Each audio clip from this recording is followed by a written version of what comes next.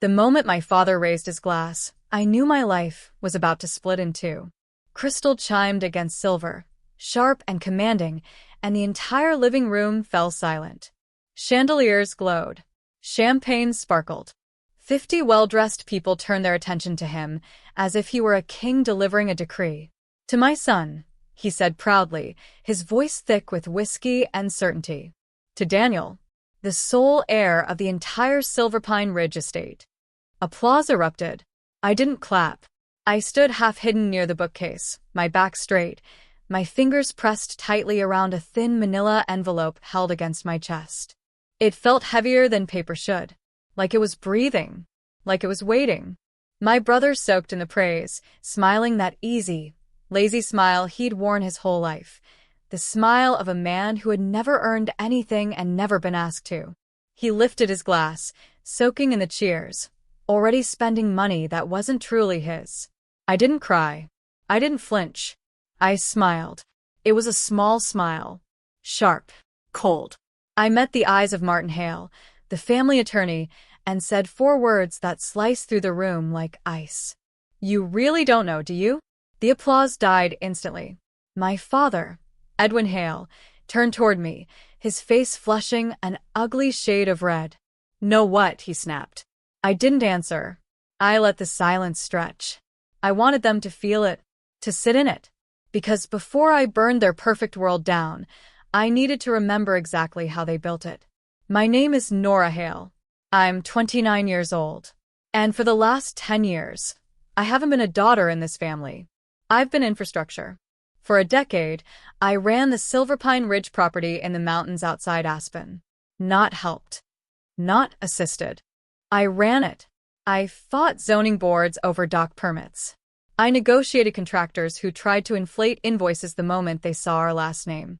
I answered emergency calls at 3 a.m. when pipes burst and alarms failed, standing ankle-deep in freezing water while my father slept peacefully in the main house. Daniel, my older brother, the golden heir, spent those same 10 years on what my father lovingly called business trips. Vegas. Cabo. Aspen ski weekends where nothing was discussed except bottle service. Daniel couldn't read a lease agreement if his life depended on it. But every time a project finished early and under budget, because of me, my father would clap him on the back and say, "That's my boy, building a legacy." They thought I was grateful just to be included. They thought I was desperate for approval. What they didn't realize was that while I fixed their messes, I was also learning every code, every regulation, every loophole. I learned where the money moved, where it disappeared, and where it wasn't supposed to go. They broke me down slowly, made me feel small, replaceable. But while they were busy overlooking me, I was becoming dangerous. The breaking point came 7 days ago. I walked into my father's study with a stack of financial reports. The estate had just posted its most profitable quarter in history, entirely because of a restructuring plan I had designed. My hands were shaking, but my voice was steady when I finally asked. "I want 10% equity. Not control. Not power. Just acknowledgement." My father stared at me like his coffee maker had just spoken. "Equity." He laughed and poured himself another drink. "Nora, you don't get equity. You get a roof over your head." "I do the work," I said quietly. "Daniel does nothing. I earned." That's when the mask slipped. He slammed his glass down, whiskey spilling over his fingers. "You earn nothing. I fed you. I clothed you. I paid for your education. You think that was free?" He leaned in close, his eyes flat and empty. "You're not a partner. You're an investment. Equipment. Don't confuse your function with your worth." Something inside me froze solid. I walked out without another word. He thought I went to cry. Instead, I went to my office, opened the safe, and took out the envelope I'd been hiding for 3 years. Back in the living room, the celebration was restarting. My brother was laughing. My father was smiling again. They thought the moment had passed. I took 1 step forward, heels clicking against the hardwood floor. The envelope was warm in my hands. And this time, I wasn't smiling at all. I stayed where I was, watching them celebrate a future that didn't belong to them. Daniel drifted through the room like he owned the air itself, accepting handshakes, laughing too loudly, already playing the role my father had rehearsed for him since birth. Edwin stood near the fireplace, basking in admiration, his chest puffed out, convinced he had just secured immortality through a son. They didn't look at me. They never really had. For years, I thought that hurt because I wanted their love. I was wrong. It hurt because invisibility is dangerous. When people don't see you, they don't notice what you're carrying. I tightened my grip on the envelope and reminded myself why I waited, why I stayed quiet, why I played the role of the obedient spare. Because silence had given me access. 3 years earlier, when my grandmother Eleanor was dying, everyone assumed I was just the dutiful granddaughter, bringing soup, adjusting pillows, sitting beside her bed when the machines beeped through the night. They didn't realize she was watching me the same way I'd been watching them. One night, her voice barely above a whisper, she said, "They will ruin everything." She wasn't wrong. She knew Edwin would hand the estate to Daniel. She knew Daniel would bleed it dry within a year. And she knew the only person who understood how it worked, the only one who cared, was the girl no one bothered to threaten. Me. So we planned quietly. No announcements. No family meetings. Just signatures, filings, and time. Back in the present, Daniel peeled himself away from a group of investors and wandered toward me, swirling his drink. He leaned against the bookshelf, close enough that I could smell expensive scotch and entitlement. "Try not to look so miserable, Nora," he said softly, his voice dripping with amusement. "Someone had to lose." "You didn't win anything," I replied evenly. He laughed. "Winning is about possession. And as of 5 minutes ago, I possess everything." My stomach twisted, not because I doubted myself, but because I suddenly understood how reckless he already felt. "I'm making changes," he continued. "Big ones. Starting with the guest cottage." The air left my lungs.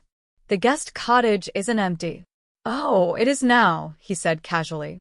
"I cleared it out this morning. Needed space for a VIP poker lounge." My hands went cold. "Daniel, Mrs. Collins lives there."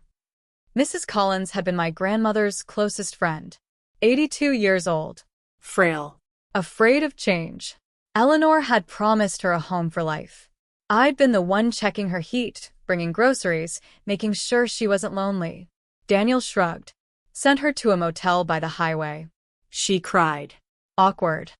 I stared at him, something dark and violent unfurling inside my chest. "You put an 82-year-old woman in a motel," I said.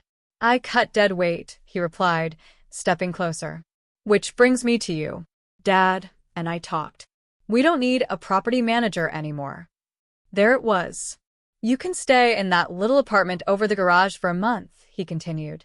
"After that, you're on your own. Oh, and grab a broom. There's champagne spilled in the hall." He winked and walked away. That was the moment everything shifted. It wasn't about money anymore, or recognition, or even revenge. It was about the fact that he had crossed a line he didn't even know existed. I looked down at the envelope in my hands. The seal was still intact, untouched, patient. Daniel thought he'd erased me. What he didn't understand was that I had been waiting for him to make the first irreversible mistake. I tore the envelope open. The sound was sharp, final. And as I stepped toward the center of the room, I realized something terrifying and beautiful all at once. They still thought this was their house. They were wrong. "Excuse me." My voice wasn't loud, but it cut through the room like a blade. Conversations faltered. Laughter thinned out. Even the music seemed to hesitate. My father turned first, irritation tightening his smile, as if I were a child interrupting dinner. "Nora, not now," Edwin said. "We're in the middle of a celebration." "It won't take long," I replied, stepping fully into the light. "There's a small administrative issue we need to clarify." Daniel groaned. "Jesus, Nora. Let it go." "It's about the deeds," I said calmly, lifting the open envelope. "Specifically, who actually owns Silver Pine Ridge." That got their attention. I walked to the long table near the windows, gently moved a tray of untouched hors d'oeuvres aside, and laid the documents out one by one. Thick paper. Official stamps. County seals. The main house, I said, placing the first sheet down. The guest lodge. The 3 rental properties on the North Ridge. The room had gone silent. You could hear ice melting in champagne buckets. These are the original deeds, I continued, filed with the county clerk 3 years ago. Martin Hale, the attorney, stepped forward, frowning. He picked up the first document, adjusted his glasses, and scanned the date. His face drained of color. He picked up another. Then another. These are recorded, he whispered. They're real. My father snatched the papers from his hands. That's impossible, Edwin barked. My mother left everything to me. She didn't trust you, I said quietly. Every head in the room turned. She knew you'd give everything to Daniel. And she knew Daniel would destroy it. So she moved the estate into a trust. I met Martin's eyes. A trust managed solely by me. The silence turned heavy. Oppressive. I've been the landlord for 3 years. I went on. Every lease. Every contractor payment. Every approval. And the rent. I smiled faintly. It didn't go into the family account. Daniel stared at me, his face pale. What did you do? I paid your debts, I said, pulling out another document, a ledger. Vegas. Reno. That crypto scam. I cleaned it all up while you played rich. You stole from me, he shouted. I saved you, I corrected. And I'm done. I pulled one last paper from the envelope and walked toward him. When I slapped it against his chest, he flinched. This is your eviction notice. My father exploded. Why? He screamed. Why wait? Why humiliate us like this? I looked at him and felt nothing. No fear. No guilt. Because I know you, I said. If I told you earlier, you would have bullied me into giving it back. I waited until you claimed ownership publicly, so you'd have nowhere to hide. Daniel laughed suddenly, sharp and desperate.